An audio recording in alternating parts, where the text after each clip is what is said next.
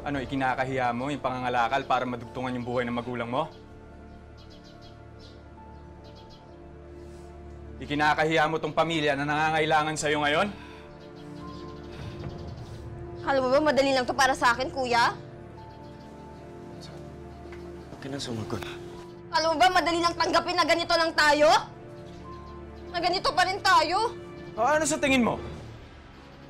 Mababago yung buhay natin sa pag-iinarte mo? Paano ba yung ganyan, kuya? Paano?